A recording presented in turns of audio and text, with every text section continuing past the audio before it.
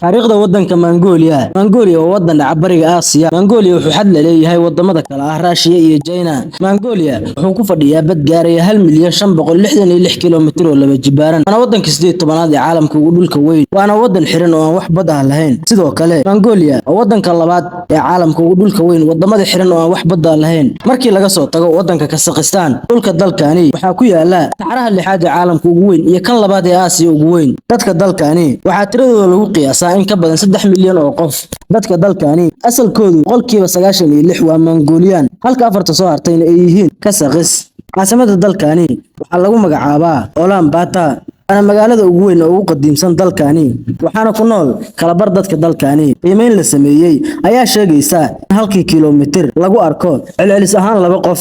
sidaas oo ay tahayna waxaa dalkani saddex jiha uga beegan waddanka adduunka ugu dadka badan ee China iyo waddanka adduunka ugu dhulka weyn ee Russia.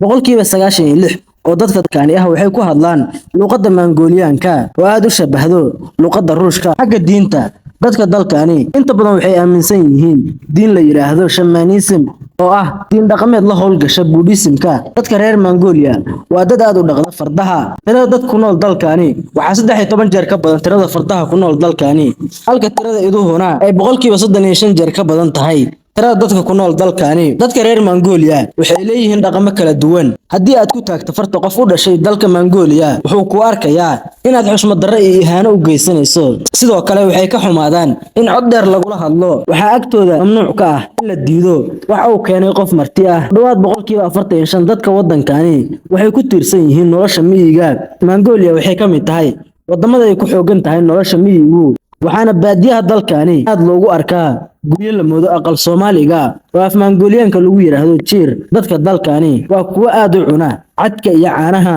Waxaa dalkan laga helaa geel laba tuuro ah. Mongolia waa dhulka uu ka soo jeedo Genghis Khan, kaasoo ahaa hogaamiyihii shacabka Mongolka ama Mongolianka, wuxuuna markaasi asaasay boqortooyo noqotay tii ugu weyneed ee caalamka soo martay, maadaama ay gacanta ku dhigtay boqolkiiba 22 dhulka caalamka, wuxuuna noqday hogaamiyihii ugu horeeyay ee qabsaday dhul gaaraya 12 mayl oo milyan.